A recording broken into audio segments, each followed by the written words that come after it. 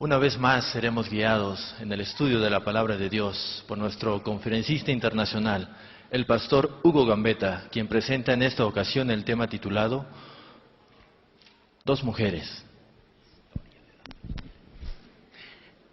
Gracias, Juan. Qué bueno es reunirnos nuevamente para abrir la palabra de nuestro Dios. Y como ya nos lo anunciara el tema de hoy, lleva por título Dos mujeres, así mismo. Historia de dos mujeres. Hemos venido estudiando juntos acerca del último mensaje de Dios para el planeta Tierra. Apocalipsis, capítulo 14, versículos 6 hasta el 13. El mensaje de los tres ángeles. Aprendimos que Dios llama a todos los habitantes de la tierra en esta hora final de la historia de este mundo a temerle a Él, a darle gloria, porque la hora de su juicio ha llegado, y adorar al que hizo el cielo, la tierra, el mar y las fuentes de las aguas. Apocalipsis 14:8, el mensaje del segundo ángel dice: otro ángel lo siguió diciendo a gran voz: ha caído Babilonia, la gran ciudad, porque ha hecho beber a todas las naciones del vino del furor de su fornicación. Ha caído Babilonia. El mensaje del segundo ángel anuncia la caída de Babilonia. Y aprendimos que Babilonia es una ciudad que cayó en la antigüedad literalmente en manos de los medos y de los persas en el año 538, pero Dios utiliza el símbolo de la antigua Babilonia en el libro de Apocalipsis, que es un libro para nuestros días, para el tiempo del fin. Utiliza ese simbolismo porque Babilonia fue el origen de la religión falsa, de la religión pagana que se levantó contra el Dios del cielo. Todo tuvo su comienzo allá en la Torre de Babel, cuando el hombre quiso llegar a ser como Dios. Y por eso Babilonia se presenta como una ciudad, pero también como una mujer, porque en el libro de Apocalipsis una mujer representa, según lo que hemos aprendido nosotros por la palabra de Dios, una mujer representa ¿qué cosa? Una iglesia. Una mujer pura, la iglesia verdadera. Una mujer infiel o prostituta o ramera, la iglesia falsa. Y recuerden, para Dios solamente hay dos iglesias. El hombre ha fundado muchas iglesias. Hay todo tipo de iglesias, sectas y denominaciones. Y saben, lo interesante es que cada iglesia dice ser la verdadera. Ninguna va a decir nosotros somos la falsa, ¿verdad? Qué cosa tan tremenda. Si usted pone en un cuarto a un católico, a un pentecostal, a un testigo de Jehová, a un mormón, a un adventista, a un bautista, y les dice que se pongan de acuerdo en algo, no se ponen de acuerdo, pueden pelear la noche entera y nadie va a dar el brazo a torcer. Nosotros somos la verdadera, ustedes están equivocados. El hombre, en su orgullo, busca defender lo que él mismo ha creado. Para Dios, sin embargo, hay nomás dos iglesias. Su esposa, y él la conoce muy bien. Ni modo que el esposo se equivoque de quién es su esposa, ¿verdad? Y la otra iglesia, la falsa, que tuvo su origen en la antigua Babilonia, como hemos aprendido. Hemos hablado bastante de la iglesia falsa de Babilonia, porque el mensaje del segundo ángel desenmascara a Babilonia. Esta hora queremos hablar acerca de la mujer pura. Queremos hablar de la iglesia verdadera. Y cómo identificar a esa iglesia, ya que hay tantas que se llaman iglesias y todas dicen ser el pueblo de Dios. Así que vamos a ver bíblicamente esa otra mujer. Recuerden que en el libro de Apocalipsis son dos mujeres y son dos ciudades también. Vamos a leerlo rápidamente. En Apocalipsis capítulo 17, versículo 1, nos dice: entonces vino a mí uno de los 7 ángeles que tenían las 7 copas, y habló conmigo diciéndome: ven acá y te mostraré la sentencia contra la gran ramera. Ramera quiere decir prostituta, la que está sentada sobre muchas aguas, con la cual han fornicado los reyes de la tierra, y los moradores de la tierra se han embriagado con el vino de su fornicación. Y me llevó en el espíritu al desierto, y vi a una mujer sentada sobre una bestia escarlata, llena de nombres de blasfemia. La bestia tenía 7 cabezas y 10 cuernos, y la mujer estaba vestida de púrpura y escarlata, adornada de oro, de piedras preciosas y de perlas, y tenía en la mano un cáliz de oro lleno de abominaciones y de la inmundicia de su fornicación. Y en su frente tenía un nombre escrito, un misterio: Babilonia la Grande, la madre de las rameras y de las abominaciones de la tierra. Y vi a la mujer ebria de la sangre de los santos y de la sangre de los mártires de Jesús. Y cuando la vi quedé asombrado con gran asombro. Dice el apóstol San Juan: una mujer prostituta vestida de rojo y púrpura, violeta, adornada de oro, de plata, de piedras preciosas, de perlas, con una copa en su mano, y ha emborrachado a todas las naciones con la copa o con el vino que tiene dentro de esa copa, que representa, como ya hemos aprendido, las falsas doctrinas que vienen de la antigua Babilonia. Por eso el Señor le llama la iglesia falsa, y no hay duda que se refiere a una iglesia, porque dice Juan: vi a una mujer.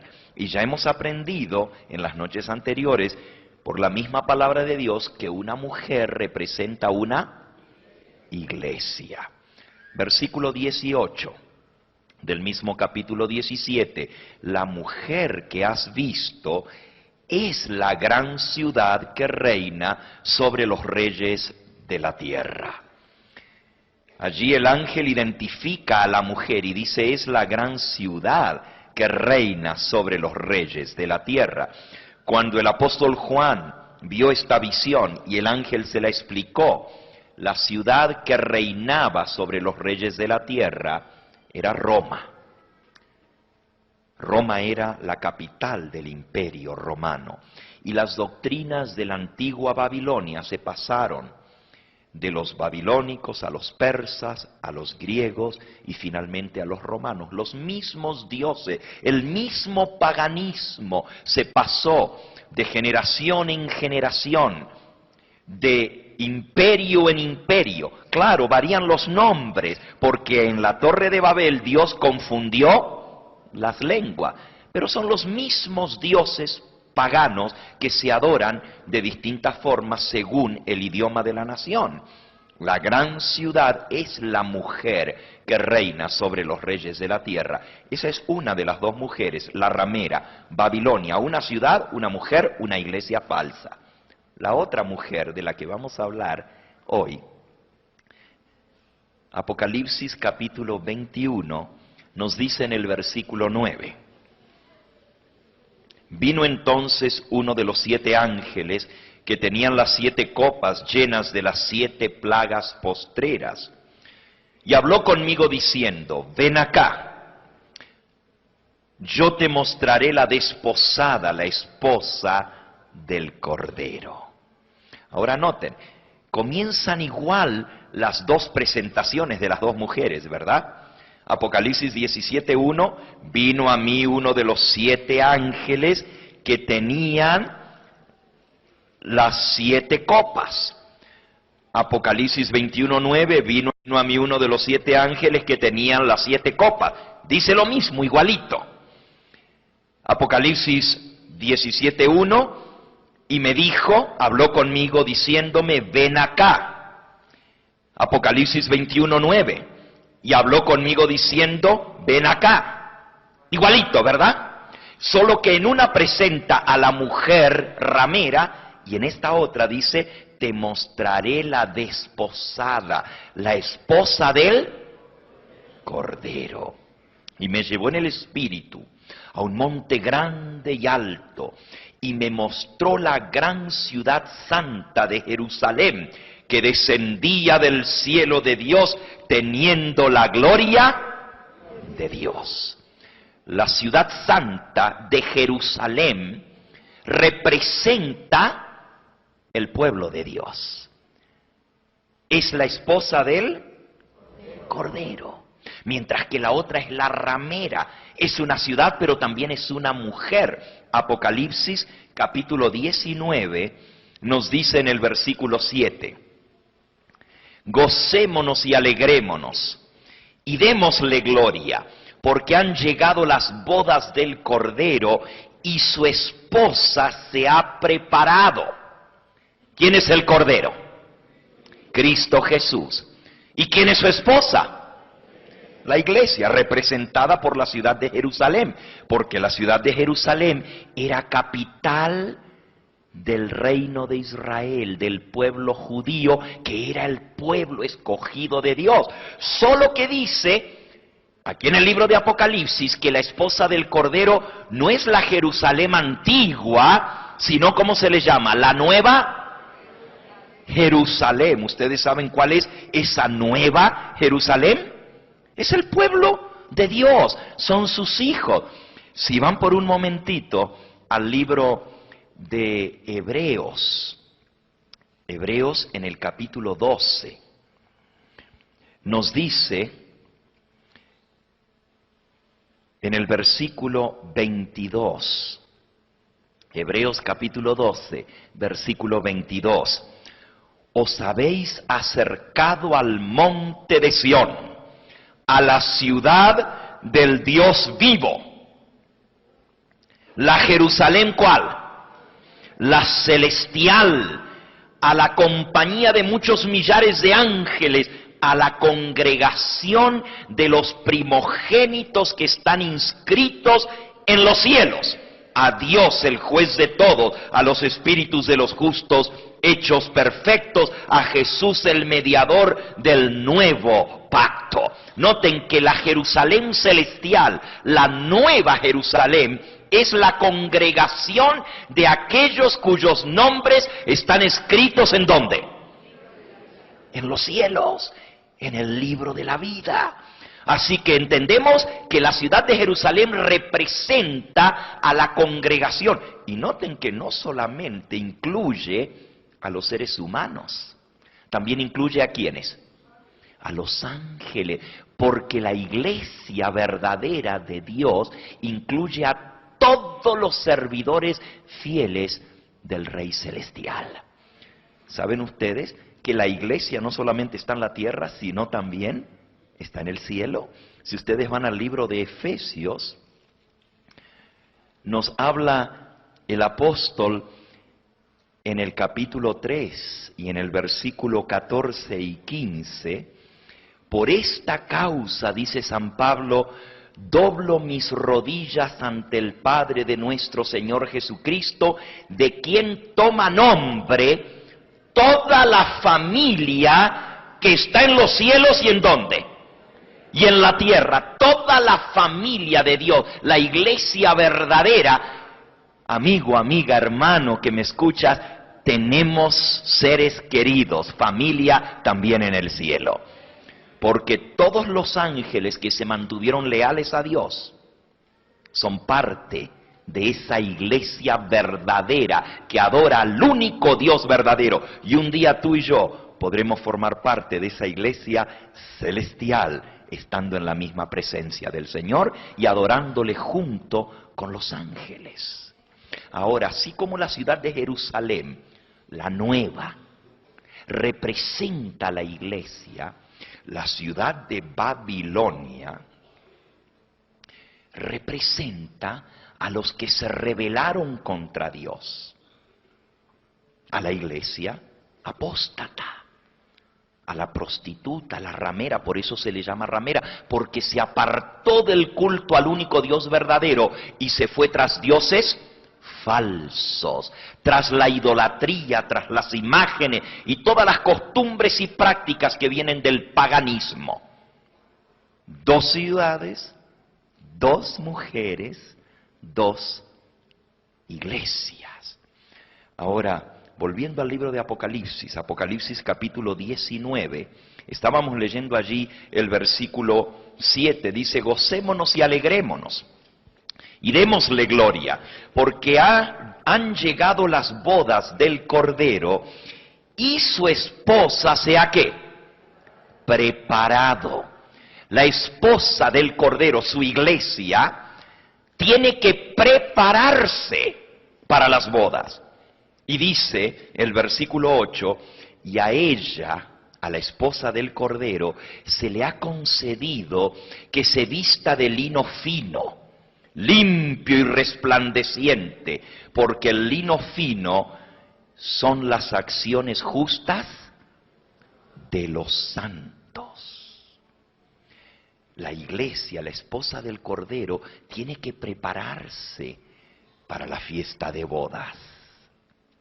Tiene que vestirse con sus trajes de novia. Y el traje de novia dice que es blanco, resplandeciente, como una novia pura, con un traje blanco. Vamos al libro de Efesios, al capítulo 5. Efesios, recién estábamos en el capítulo 3, en el 5, dice el versículo 25. Maridos, amad a vuestras mujeres, así como Cristo amó a la iglesia y se entregó a sí mismo por ella para santificarla, habiéndola purificado en el lavamiento del agua por la palabra, a fin de presentársela a sí mismo una iglesia gloriosa, que no tuviese mancha ni arruga ni cosa semejante, sino que fuese santa y sin mancha. La esposa tiene que prepararse, tiene que vestirse con el vestido blanco, limpio, resplandeciente. Y dice que no puede tener ni arruga, ni mancha, ni cosa semejante, sino que tiene que ser santa y sin mancha. Si la iglesia de Cristo tuviera alguna contaminación, no podría ser su iglesia fiel. Cualquier doctrina o práctica que venga del paganismo, de la religión falsa, que esté contraria a Cristo, a su palabra, ya mancharía la iglesia. De allí que es tan importante que entendamos la pureza de esa iglesia. Algunos dicen, bueno, pues todas las iglesias son buenas, todas las iglesias enseñan a creer en Dios, todas las iglesias pues leen la Biblia, creen en Cristo. Es cierto, la mayoría, no todas.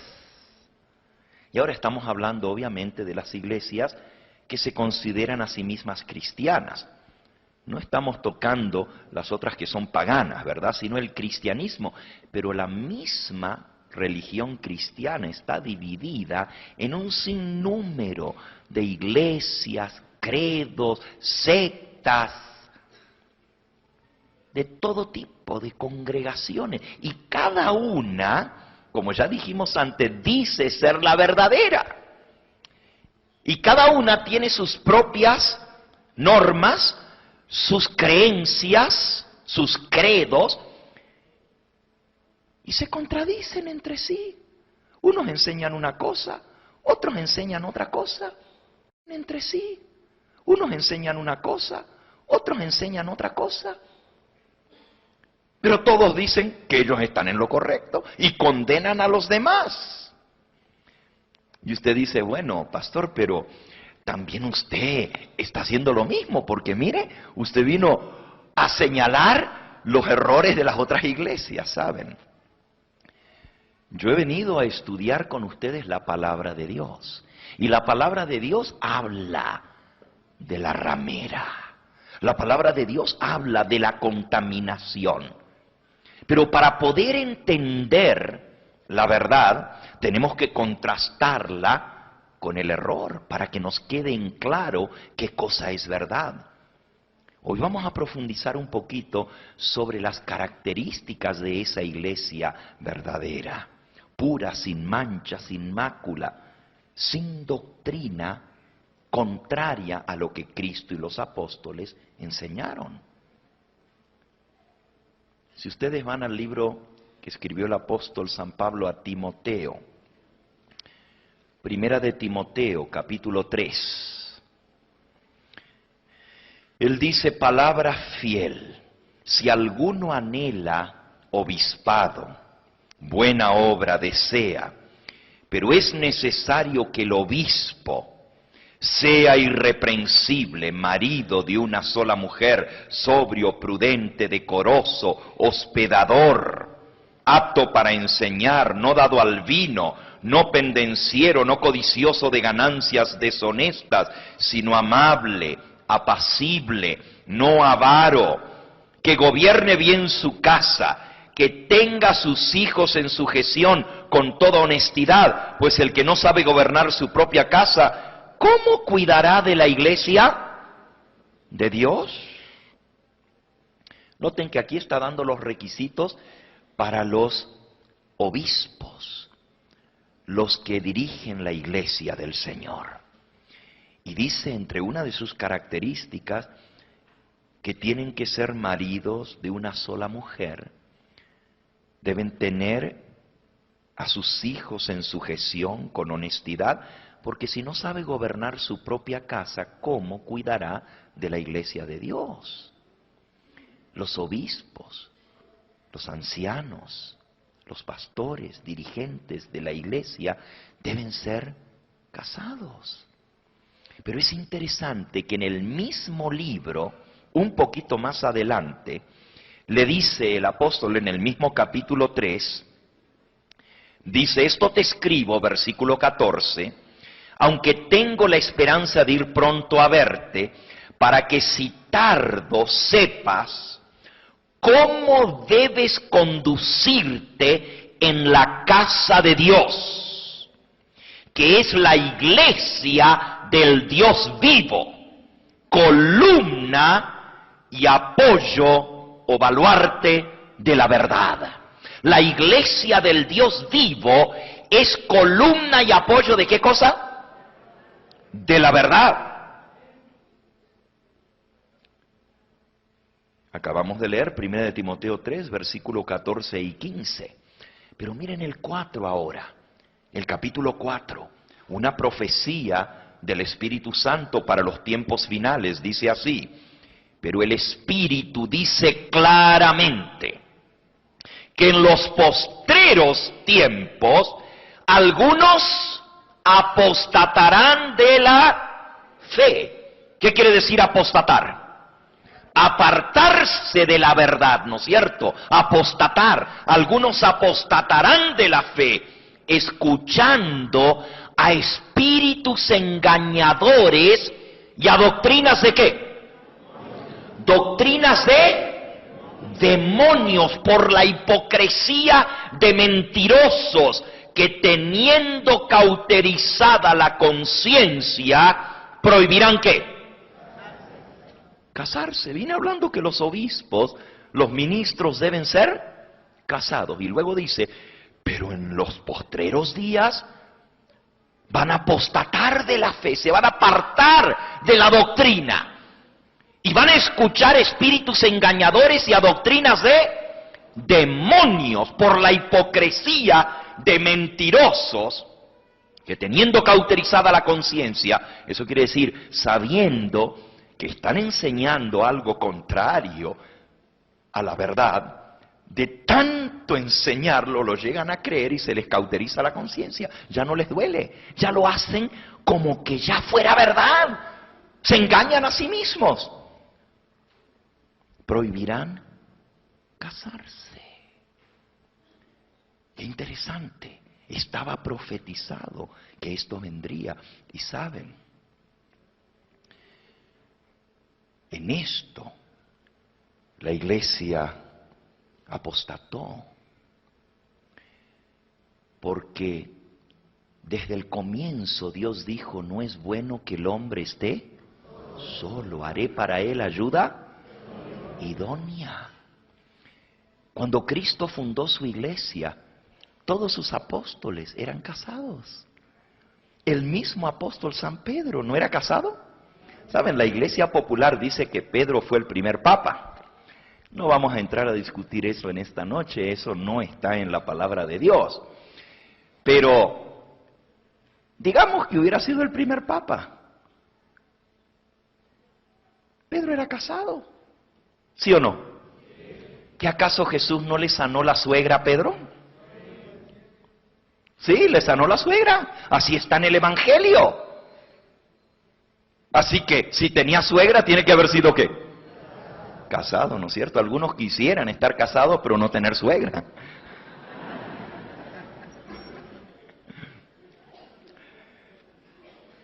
Todos los apóstoles eran casados. Miren, vayan a la epístola del apóstol San Pablo a los Corintios, Primera de Corintios capítulo 9. Escribe el apóstol San Pablo. Primera de Corintios capítulo 9, versículo 4 en adelante. Desde el 3 él dice: contra los que me acusan, esta es mi defensa. ¿Acaso no tenemos derecho de comer y beber? ¿Acaso no tenemos derecho de traer nosotros una hermana por mujer, como también los otros apóstoles y los hermanos del Señor? ¿Y Cefas? ¿Cefas es quién? Pedro. ¿No tenemos los apóstoles derecho a estar casados y tener una hermana por esposa como todos los demás apóstoles y Pedro también? ¿Quién lo cambió? ¿Dios lo cambió? No, Dios dijo: no es bueno que el hombre esté solo. Y por eso, en este último tiempo, la caída de Babilonia ha sido estruendosa.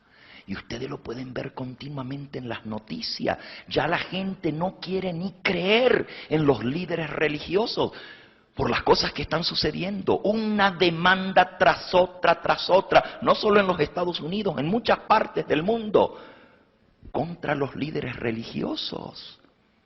Abuso de niños, homosexualismo, da tristeza. Y no crean que yo digo esto como diciendo: miren nomás.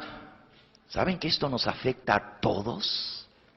Porque la gente pierde la fe en esas personas que se supone que son los que los guían espiritualmente. Y cuando esto afecta a un ministro del Señor, nos afecta a todos por igual. La gente ya no quiere creer en nada. Porque dicen: pero si hasta los corderitos les encomendamos a nuestros hijos que los guiaran y se aprovecharon de ellos, entonces ¿en quién vamos a confiar? Este es el fruto de haberse apartado de la palabra de Dios, el mandamiento del Señor. Son cosas serias las que estamos viendo.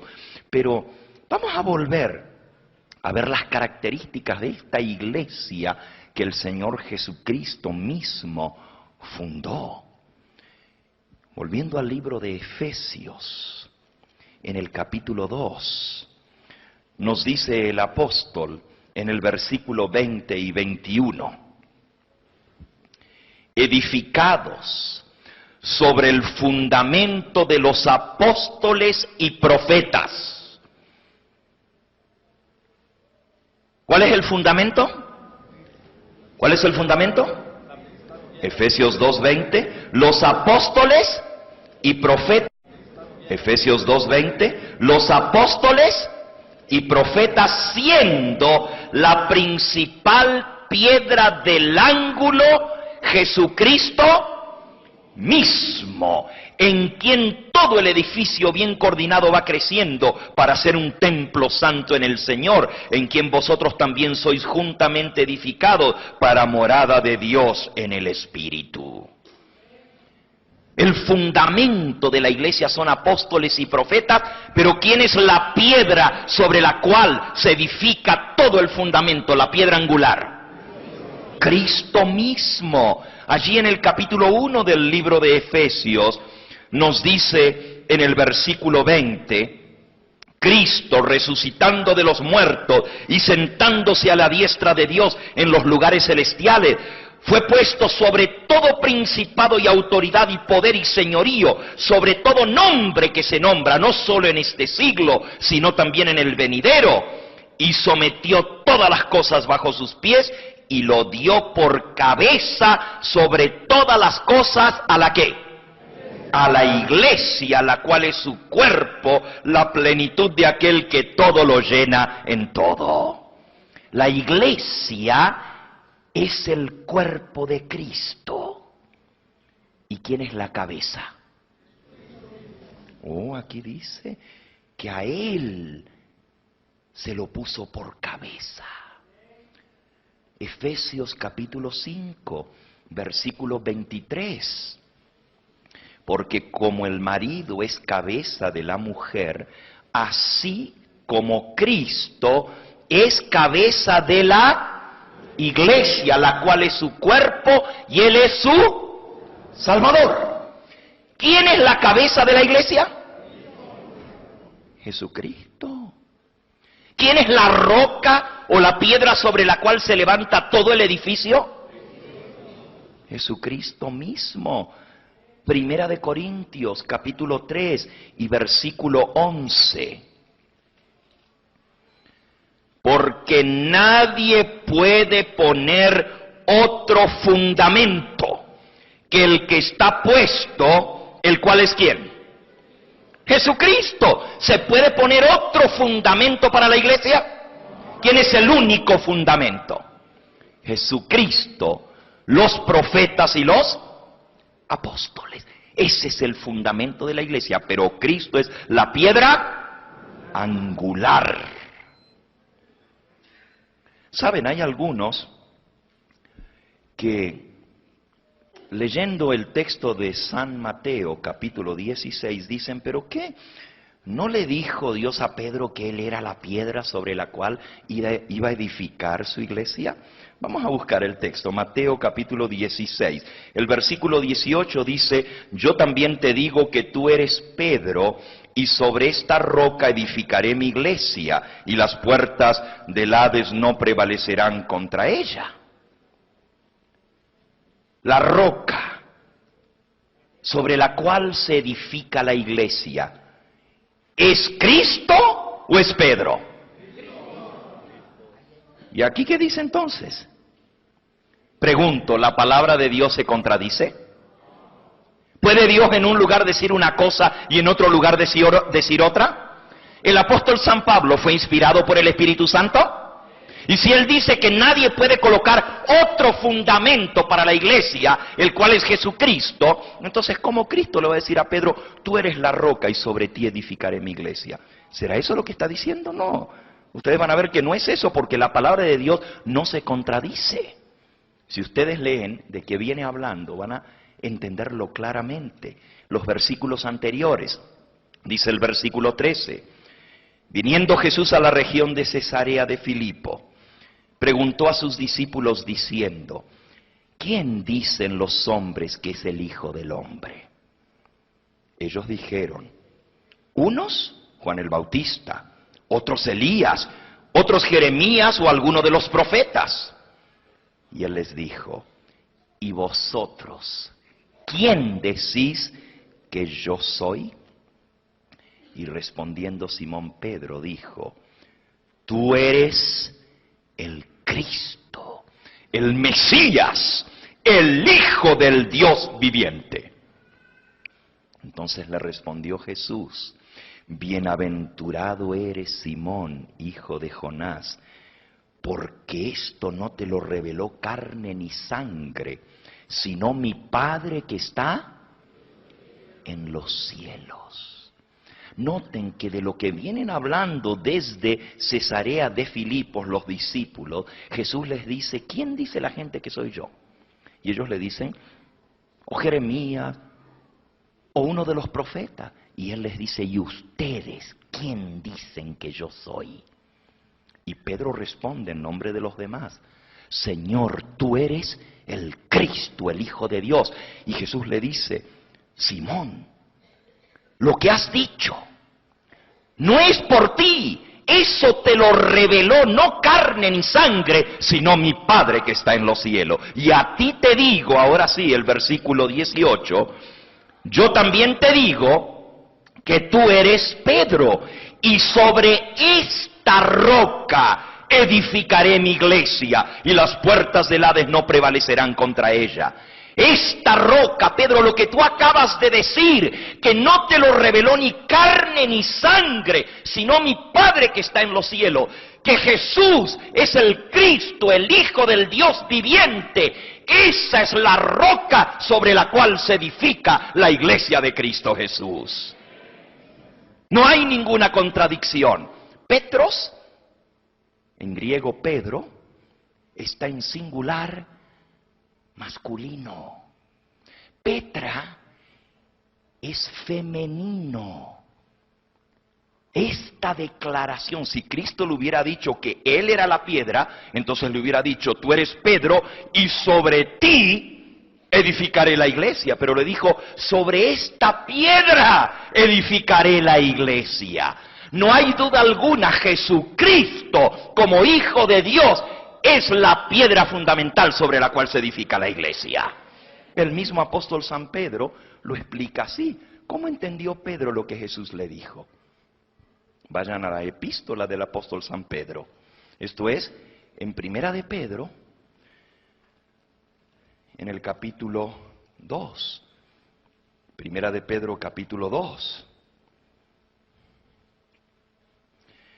Dice el versículo 4 en adelante, acercándoos a Él, piedra viva, desechada ciertamente por los hombres, mas para Dios escogida y preciosa. Vosotros también, como piedras vivas, sed edificadas como casa espiritual y sacerdocio santo, para ofrecer sacrificios espirituales aceptables a Dios por medio de Jesucristo, por lo cual también contiene la Escritura. He aquí pongo en Sión la principal piedra del ángulo, escogida y preciosa. El que creyere en Él no será avergonzado.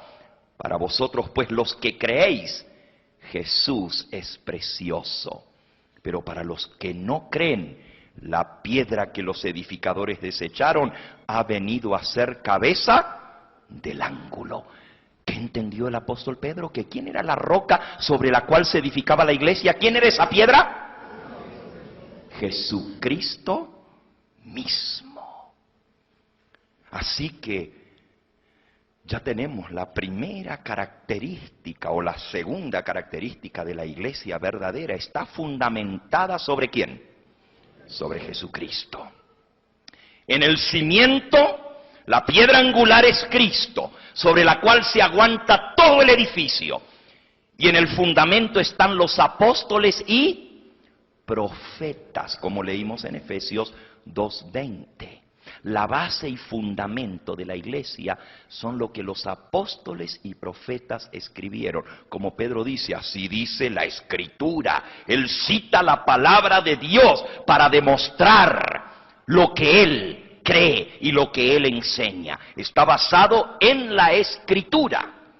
Por eso cuando se habla de esa mujer en el libro de Apocalipsis, vamos a ver lo que dice de ella, de la mujer pura.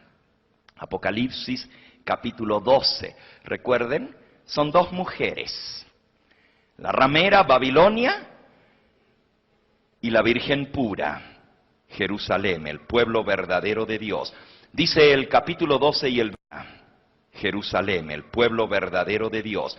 Dice el capítulo 12 y el versículo 1 en adelante.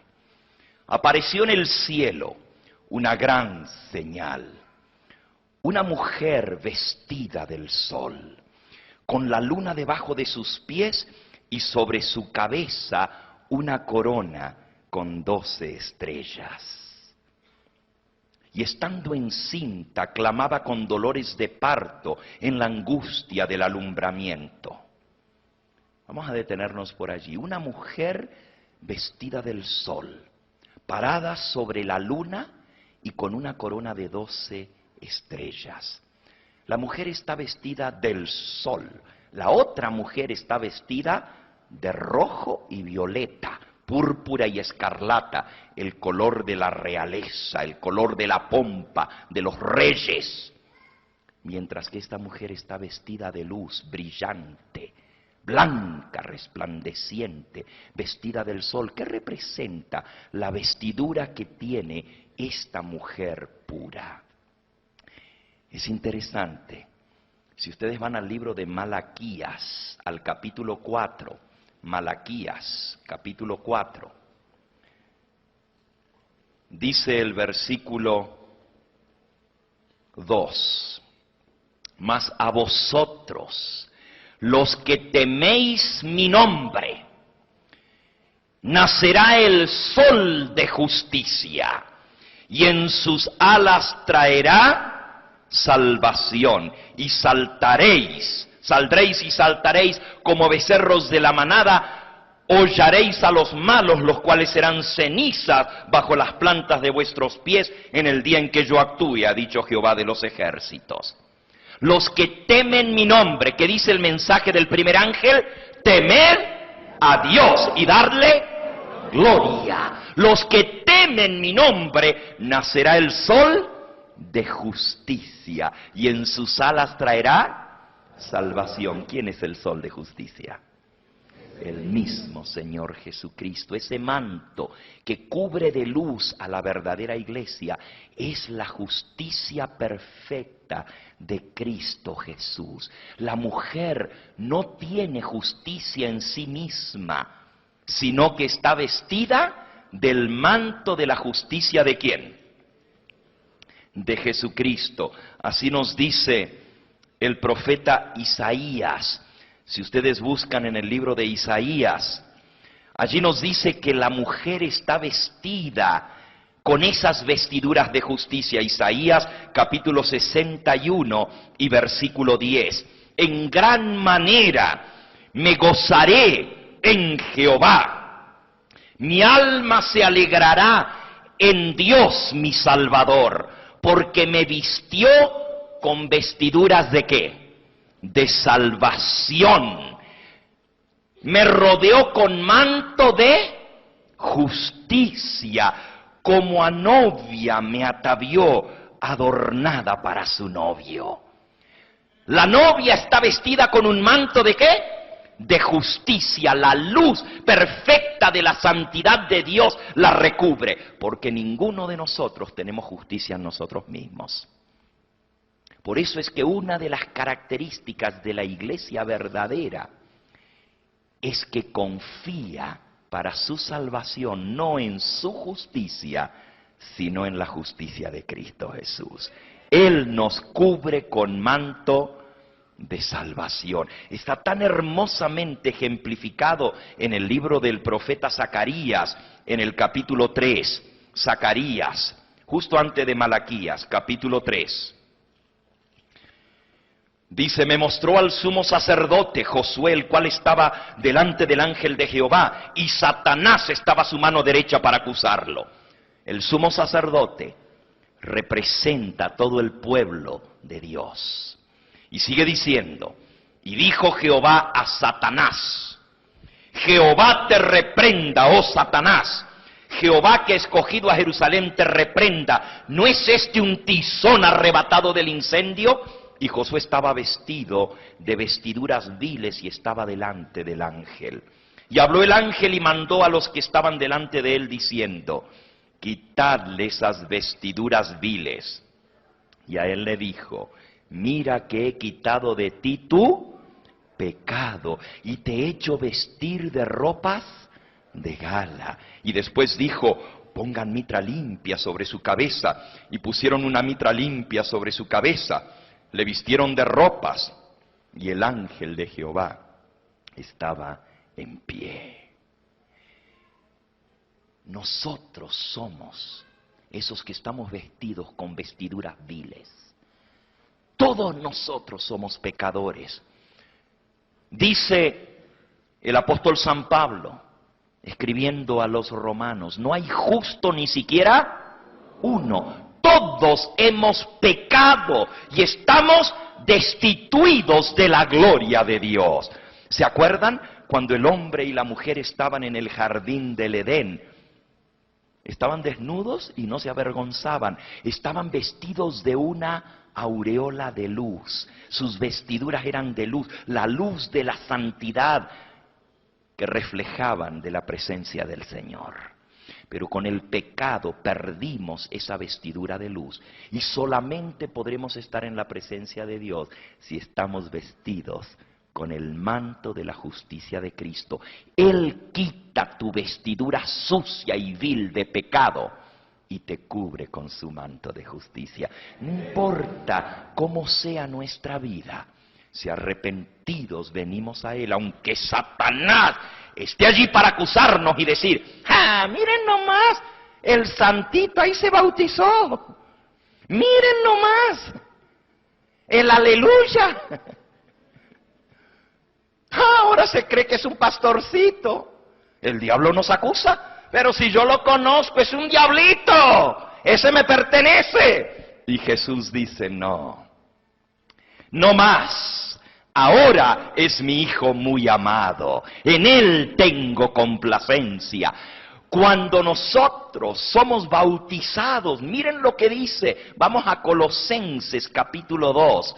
Por eso es tan importante para entrar en la iglesia de Cristo, recibir el bautismo para el lavamiento del pecado, como ya leímos en Efesios 5, que Él se entregó a sí mismo para lavar, para limpiar a su iglesia del pecado por el lavamiento del agua, el bautismo. Colosenses capítulo 2 nos dice, sepultados, versículo 12, con Él, en el bautismo en el cual fuisteis también resucitados con Él, mediante la fe en el poder de Dios que le levantó a Él de los muertos. Somos sepultados con Cristo a través del bautismo y también como Cristo resucitó de los muertos, también nosotros resucitamos con Él. En el libro de Gálatas, en el capítulo 3, miren lo que dice el versículo 27, Gálatas 3:27, porque todos, noten bien, todos los que habéis sido bautizados en Cristo, de Cristo estáis, ¿qué? Revestidos. Esa luz de la justicia de Cristo nos cubre de todo pecado. Bendito sea el nombre del Señor Jesús. La iglesia es perfecta en Cristo Jesús. En Él somos hechos santos. No hay justicia en nosotros mismos. Y cualquier religión que enseñe que tú te puedes ganar la salvación por tus méritos, por tus obras, que tienes que hacer obras de penitencia, como enseñan los budistas, que son paganos, como enseñan los confucionistas, como enseñan los taoístas. Todas las religiones falsas tienen su base en la salvación por las obras. El hombre tiene que hacer cosas buenas para meritar la salvación, para ganarse el derecho a una vida mejor. Toda religión que enseñe la salvación por las obras no puede ser la iglesia de Cristo, porque la palabra de Dios nos dice que somos justificados gratuitamente por la fe en su sangre. Efesios capítulo 2 y versículo 8, y hemos leído mucho hoy del libro de Efesios. Porque Efesios nos habla acerca de la iglesia y de esa estamos estudiando. Dice Efesios, capítulo 2 y versículo 8.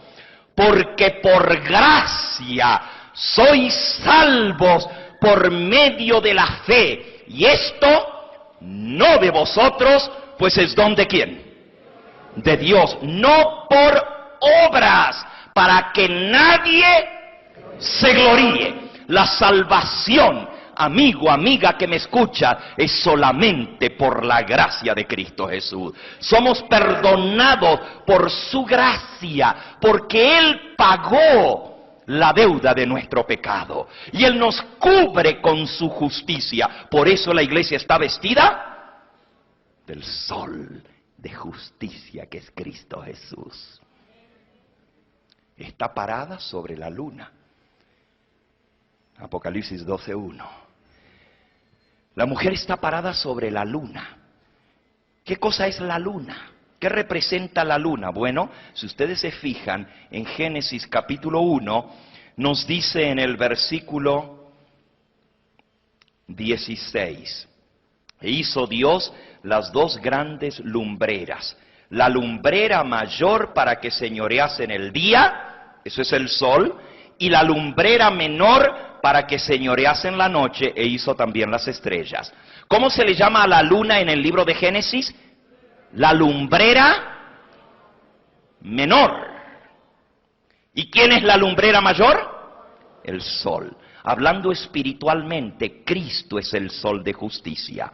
Pero hay una lumbrera menor, que aunque no tiene gloria en sí misma, porque la luna no tiene brillo en sí misma, ¿no es cierto? ¿Tiene luz la luna?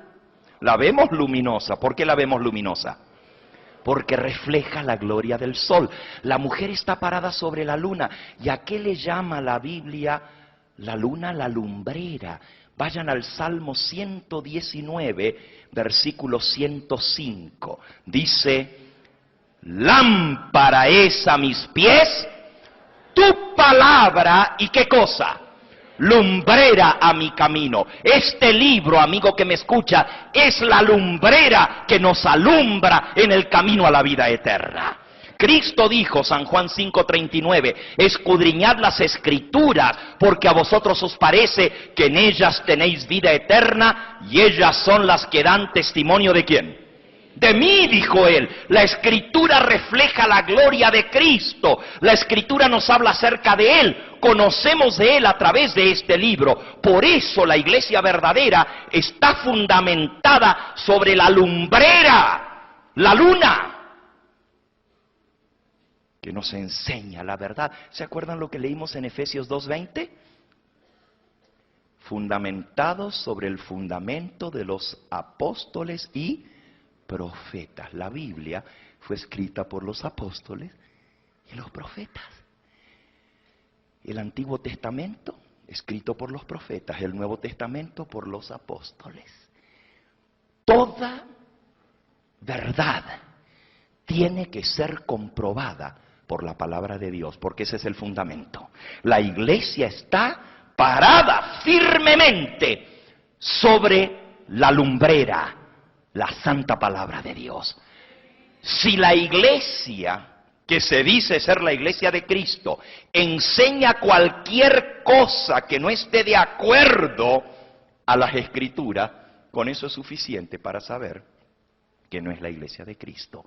Todo lo que la iglesia verdadera enseñe tiene que estar fundamentado ¿dónde? En este santo libro. Cristo dijo, santifícalos en tu verdad, tu palabra es ¿qué?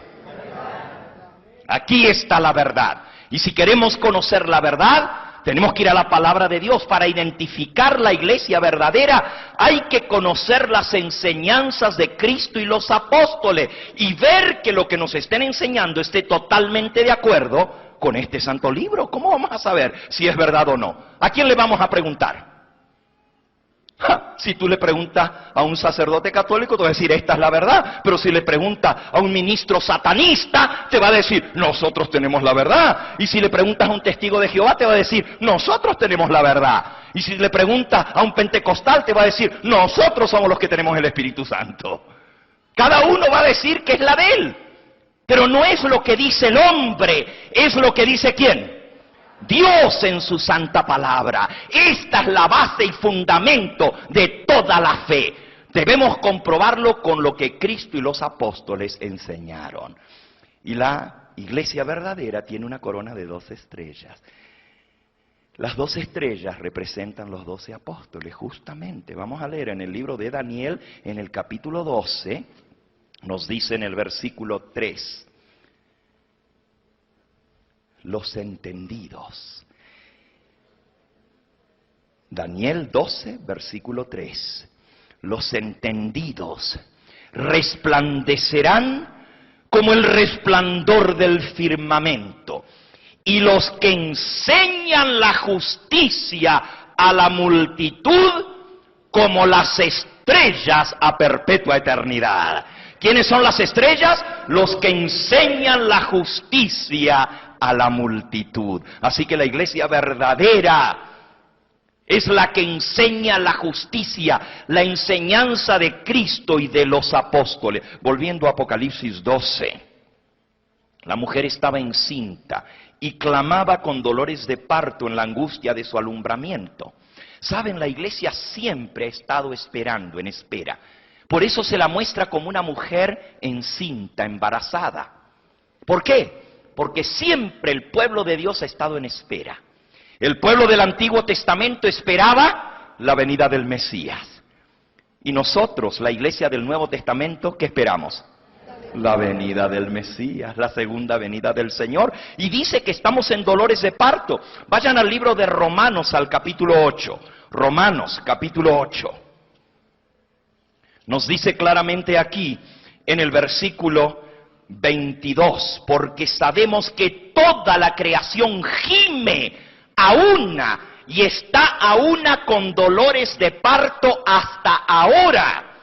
Y no solo ella, sino que también nosotros mismos, que tenemos las primicias del Espíritu, nosotros también gemimos dentro de nosotros mismos, esperando la adopción, la redención de nuestro cuerpo. Ah, esa es la esperanza bendita de la verdadera iglesia. Por eso está en espera, está con dolores de parto, y dice que hasta el día de hoy estamos con dolores de parto, porque anhelamos la venida del Mesías. Sufrimos en este mundo. ¿Quién no tiene dolor en este mundo? Todos nosotros sufrimos. Y anhelamos ese día cuando el Señor redimirá este cuerpo para darnos un cuerpo inmortal, que no se enferme, que no decaiga, que no sufra más, sino que podamos estar para siempre con Él. Por eso la iglesia está en espera. Volvamos a Apocalipsis 12. Apareció otra señal. Versículo 3. Un gran dragón escarlata que tenía 7 cabezas y 10 cuernos, y en sus cabezas 7 diademas.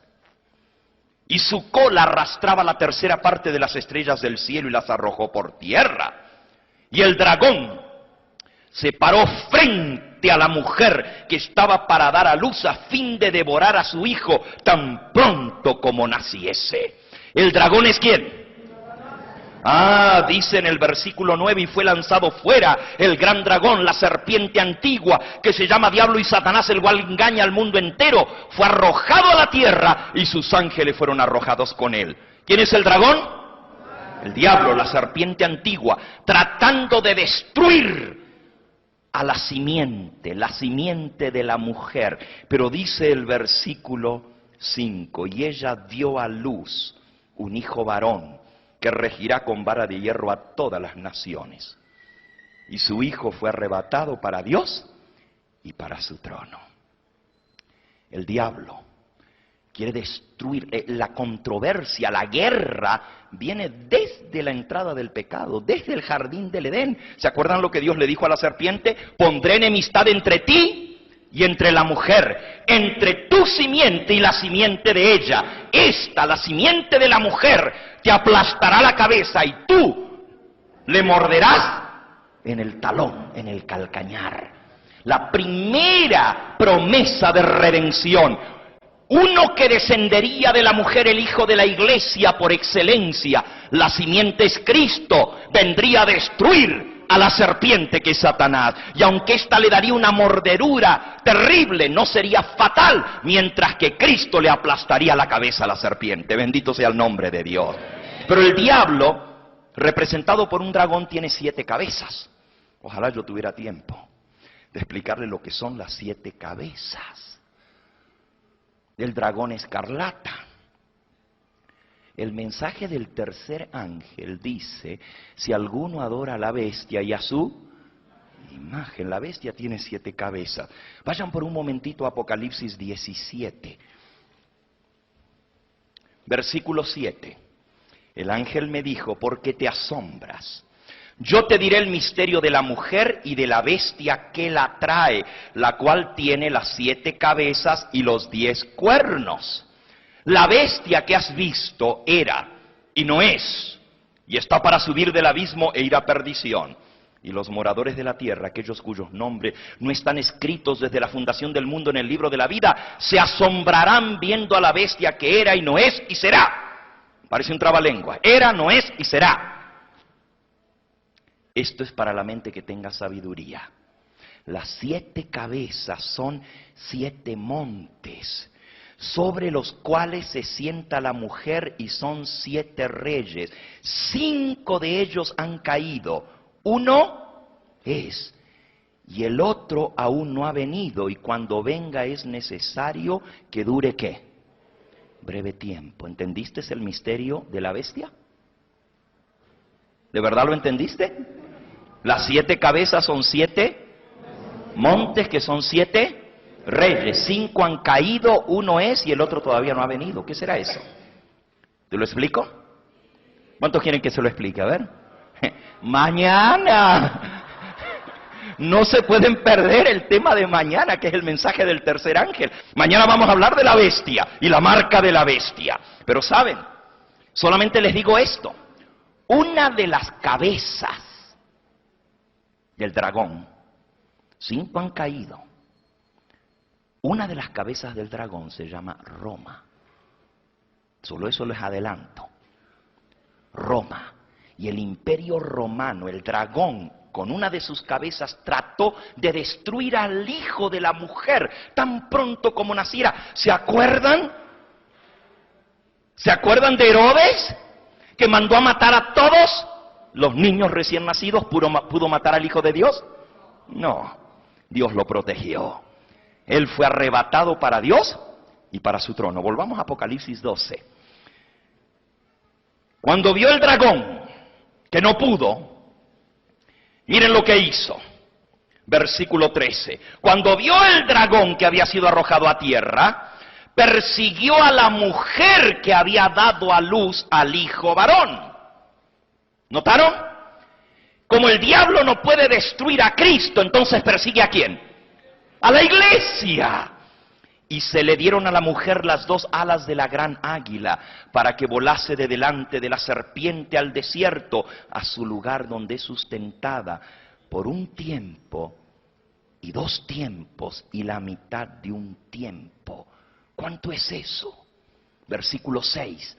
La mujer huyó al desierto, donde tiene lugar preparado por Dios, para que allí la sustente. ¿En cuánto tiempo? 1260 días. Un tiempo, un año. 2 tiempos, 2 años. Medio tiempo, medio año. ¿Cuántos años son? 1 más 2 más medio. 1 más 2 más medio. 3 años y medio. ¿Cuántos meses hay en 3 años y medio? 3 años, 36. Y medio año, 6 meses, 42 meses. Multipliquen 42 por 30 los días del mes y les va a dar 1260 días. Es lo mismo que tiempo, tiempos y medio tiempo. Ahora, aquí hay algo muy interesante, porque dice en Apocalipsis capítulo 13, Apocalipsis capítulo 13, ¿Se acuerdan que hablamos anoche y leímos este pasaje?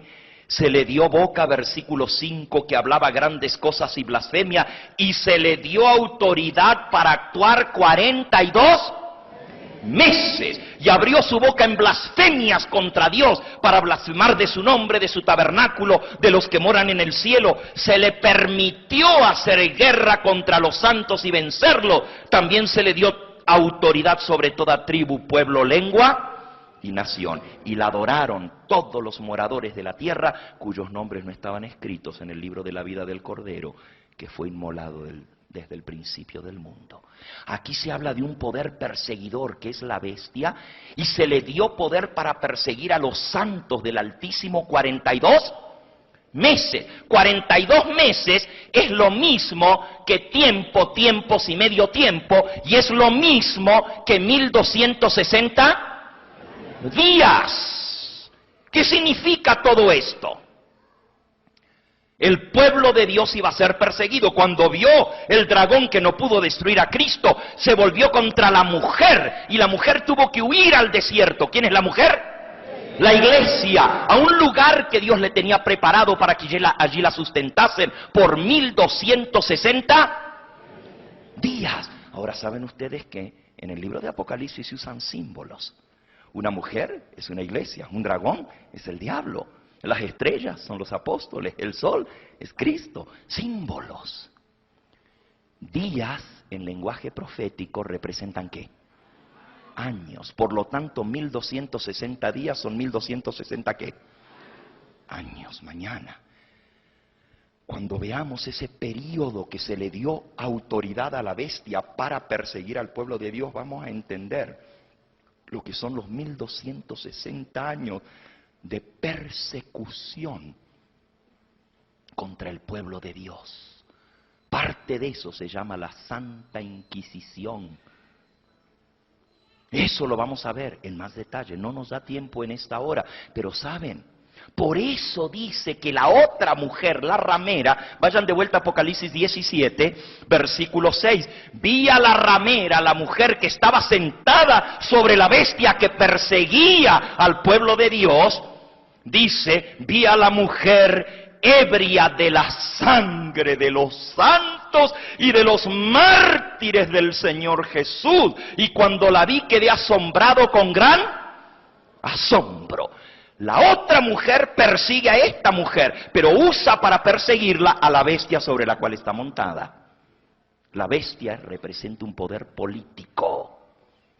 La mujer un poder religioso. Unido el poder político con el poder religioso, persiguen al pueblo de Dios. Vamos al final de Apocalipsis 12, a terminar la historia de la iglesia verdadera. Versículo 14, se le dieron a la mujer las dos alas de la gran águila para que volase delante de la serpiente al desierto, a su lugar donde es sustentada por un tiempo y 2 tiempos y la mitad de un tiempo. Y la serpiente, el diablo, arrojó de su boca tras la mujer agua como un río para que fuese arrastrada por el río de la persecución del pueblo de Dios. Pero la tierra ayudó a la mujer, pues la tierra abrió su boca y tragó el río que el dragón había echado de su boca. Dios mandó una ayuda a la mujer para que no fuera destruida completamente. Los verdaderos hijos de Dios, que a lo largo de la historia se han mantenido fieles al Señor, guardando sus mandamientos, iban a ser perseguidos, pero Dios protegería a esa iglesia. Y miren cómo termina la historia. Versículo 17. Entonces, el dragón se llenó de ira contra la mujer. La tierra ayudó a la mujer. Mañana vamos a ver lo que es la tierra en lenguaje simbólico. Tiene un símbolo también. No se espanten de lo que les voy a decir. Pero la tierra representa un continente deshabitado, mientras que los mares representan a muchedumbre. La iglesia verdadera iba a ser ayudada por América. Eso lo vamos a ver. Dios iba a levantar otra vez la verdad en el tiempo del fin. Y esa luz iba a salir desde América. Qué interesante, sigan leyendo. Entonces el dragón se llenó de ira contra la mujer y se fue a hacer guerra contra el resto de la descendencia de ella, los que guardan los mandamientos de Dios y tienen el testimonio ¿de quién? De Jesucristo. He aquí dos características más de la iglesia verdadera. La iglesia verdadera ha sido perseguida a lo largo de los siglos. Los que han querido mantenerse leales a Cristo como cabeza de la iglesia han sido perseguidos porque no respetaban a un hombre que se puso como cabeza de la iglesia, que mandaba y ponía leyes contrarias a la ley de Dios. Y por mantenerse leales a Cristo fueron ultrajados, perseguidos, martirizados, torturados.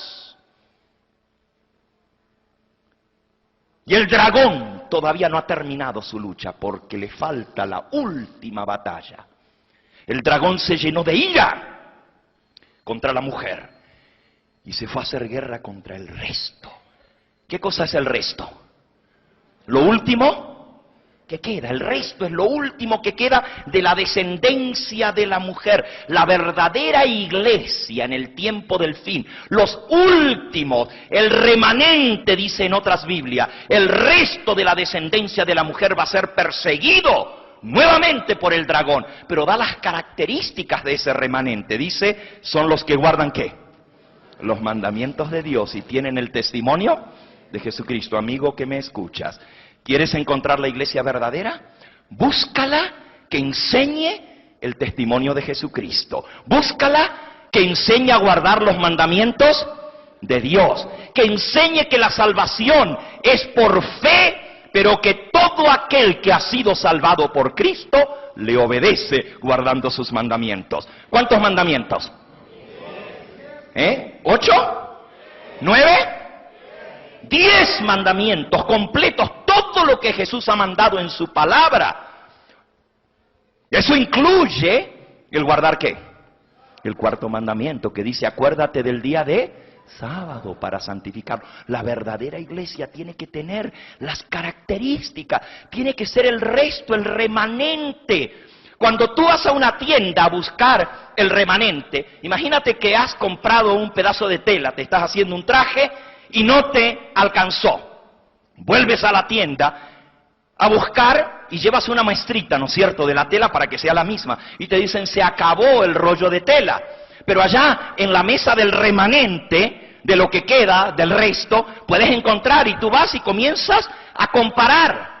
Bueno, la tela es igual, pero el color no es igual. Este otro tiene el color correcto, pero la tela no es exactamente igual. Esta es, pero no es el mismo peso, es más delgada. Todo tiene que estar exactamente igual para que sea el remanente de la tela que tú compraste. De igual manera, para encontrar tú el pueblo de Dios en este día, tienes que buscar las características que sean exactamente iguales.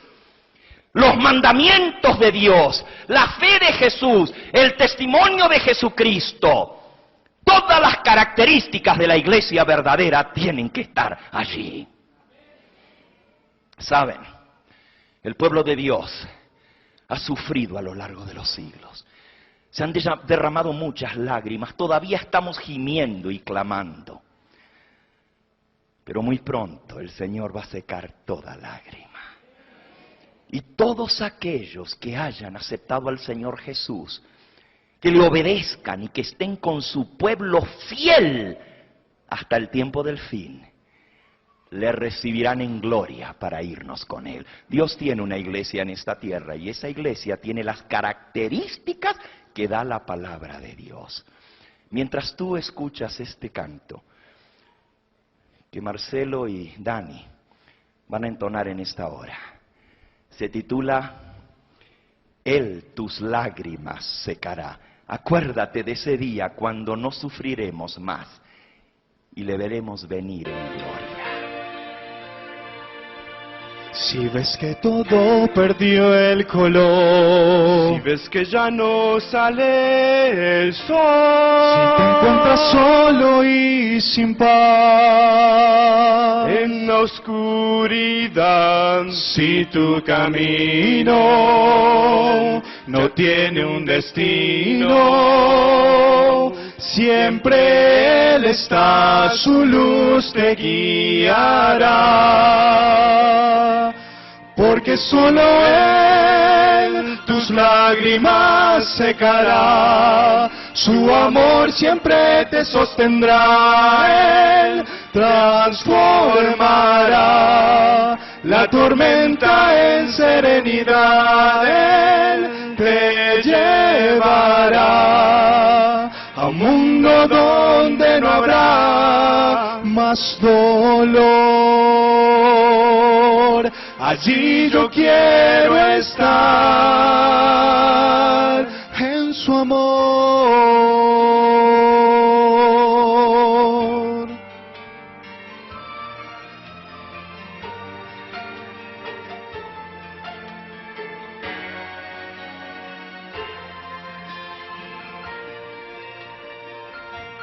Si tus sueños rotos hoy están, Y cansado estás de luchar, si dominas solo tu ansiedad, debes hoy creer que tu camino ya tiene un destino. Se llama Jesús, tu vida cambiará. Porque solo Él tus lágrimas secará. Su amor siempre te sostendrá. Él transformará la tormenta en serenidad. Él te llevará a un mundo donde no habrá más dolor. Allí yo quiero estar en su amor. Si te crees muy fuerte, libre de necesidad, no esperes darte cuenta cuán débil eres. Necesitas de Él, porque solo Él tus lágrimas secará. Su amor siempre te sostendrá. Él transformará la tormenta en serenidad. Él te llevará a un mundo donde no habrá más dolor. Allí yo quiero estar.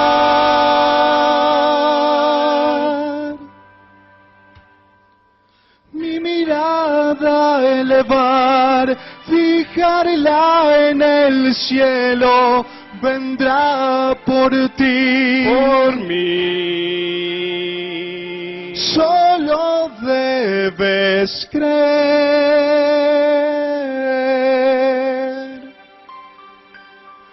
en Él.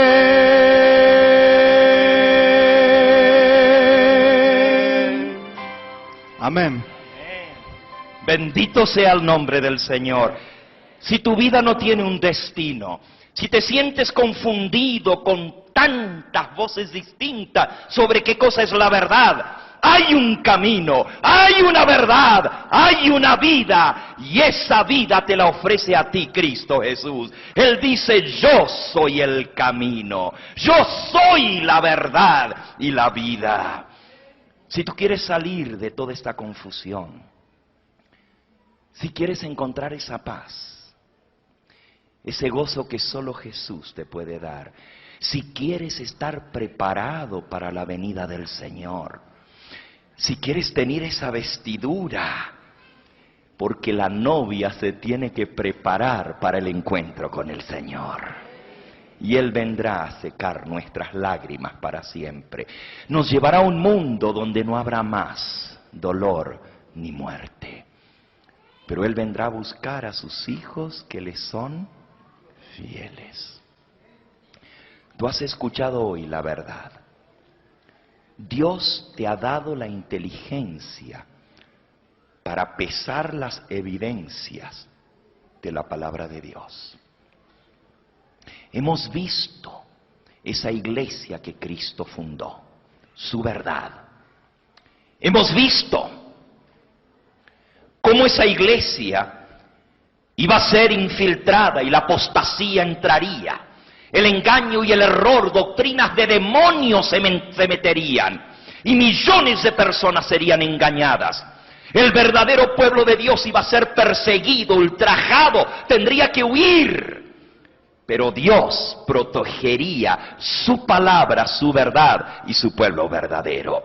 Y en este tiempo del fin, Dios tiene también una iglesia en esta tierra. Esa es la iglesia que cree tan solo en Cristo como cabeza de la iglesia, que tiene la enseñanza de Cristo y los apóstoles, la fe de Jesús, y que guarda todos los mandamientos de Dios. Dios te está invitando en esta hora a tomar un paso de fe. Ese paso de fe es decir, Señor, yo quiero salvarme. Yo quiero estar listo para tu venida. Yo quiero que mi familia sea salva, mis seres queridos conozcan esta luz y esta verdad. Y Dios ha permitido que tú escuches esta verdad, porque Él quiere usarte a ti para salvación de toda tu familia. Si hoy le dices, sí Señor, te voy a seguir, Él te va a usar para que en el día de su venida toda tu familia esté lista para darle la bienvenida en gloria. ¿Cuántos en esta hora quieren decirle al Señor, yo quiero seguirte, Señor? Yo quiero prepararme para tu venida y quiero que mi familia también se salve. Yo quiero estar entre los redimidos. Yo quiero obedecer tu palabra. Quiero ser parte de ese pueblo que tú vas a venir, de esa iglesia que no tiene mancha ni arruga ni cosa semejante. ¿Quieres? ¿Quieres decírselo al Señor en esta hora? Quiero, Señor, obedecerte y serte fiel. Te invito a que te pongas en pie conmigo en esta hora y le digamos, Señor, yo quiero hacer tu voluntad. Yo quiero seguirte de todo corazón. Si ese es tu deseo, si eso es lo que sientes en tu corazón, ponte en pie y dile, Señor, yo he de seguirte, cueste lo que cueste. Vamos a pedirle al Señor que selle esta decisión. Amante Dios, mira toda esta muchedumbre que se ha puesto en pie, que no sea solo de labios, sino de corazón y de verdad. Bendice a cada uno que nos ve y nos escucha en esta hora a través de la pantalla. Y que tu Espíritu Santo selle cada decisión para vida eterna. En el nombre de tu Hijo. Amén, Señor. Si tú has tomado esta decisión, llámanos. El teléfono está en la pantalla. Por favor, llámanos. Queremos saber de esta decisión que has hecho a favor de Cristo Jesús.